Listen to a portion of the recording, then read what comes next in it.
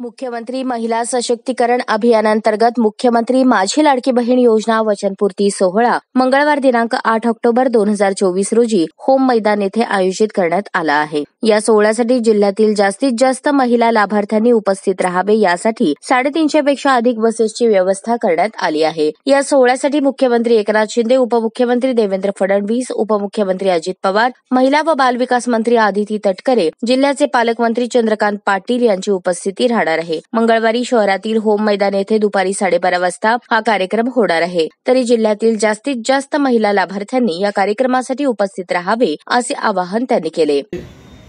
महाराष्ट्राचे लाडके भाऊ सन्माननीय मुख्यमंत्री एकनाथजी शिंदे साहेब हे उद्या सोलापूर दौऱ्यावरती लाडक्या बहिणींच्या कार्यक्रमासाठी उपस्थित राहणार आहेत। या ठिकाणी सर्व लाडक्या बहिणींमध्ये तर आनंदाचं चैतन्याचं वातावरण आहेच, सोबत शिवसैनिक म्हणून आम्हाला सोलापूर नगरीमध्ये आमचे मुख्यमंत्री येत आहेत, याबद्दल अतिशय आनंद आहे आणि त्यांच्या स्वागतासाठी आम्ही उत्सुक आहोत। श्री सिद्धरामेश्वर चरणी, आई तुळजाभवानी चरणी आम्ही प्रार्थना करतो की हेच मुख्यमंत्री सन्माननीय एकनाथजी शिंदे साहेब हे पुन्हा एकदा मुख्यमंत्री म्हणून शपथ घ्यावी आणि ते विराजमान व्हावे अशी आमची सर्वांची प्रार्थना श्री सिद्धेश्वर चरणी आणि आई तुळजाभवानी चरणी राहील। मंचावरती सर्व म्हणजे मुख्यमंत्री, उपमुख्यमंत्री, दोन्ही उपमुख्यमंत्री आणि अनेक मंत्रीगण या ठिकाणी येत आहेत। तीनही पक्षाचे प्रमुख पदाधिकारी या ठिकाणी, सर्व आमदार आणि खासदार हे देखील उपस्थित राहणार आहेत आणि उद्याचं नियोजन जे आहे ते प्रशासनातर्फे अतिशय चांगलं व सुसज्ज पद्धतीने करण्यात आलेलं आहे आणि शिवसैनिकांच्या वतीने देखील सर्व येणाऱ्या नागरिकांच्या सोयीकरिता अनेक उपाययोजना त्या ठिकाणी करण्यात आलेल्या आहेत। 30,000पेक्षा जास्त महिला ह्या ठिकाणी उपस्थित राहतील।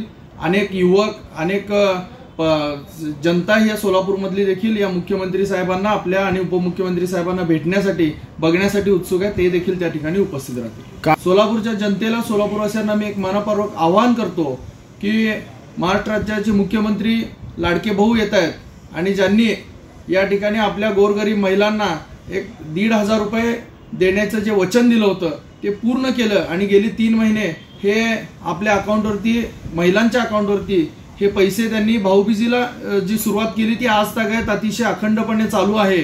आणि कालच मुख्यमंत्री महोदयांनी सांगितलं की कुणाचा बाप जरी अडवा आला तरी ही योजना मी बंद करणार नाही हे सांगितलेलं आहे। त्यामुळं यामध्ये सर्व सोलापूरकरांनी, महिलांनी, विशेषतः त्यांच्या लाडक्या बहिणींनी या ठिकाणी उपस्थित राहावं असं मी सर्वांना आवाहन करतो आणि त्यांना आशीर्वाद रूपी पुन्हा एकदा मुख्यमंत्री होण्यासाठी आशीर्वाद द्यावा असं मी त्यांना विनंती करतो आणि आवाहन करतो।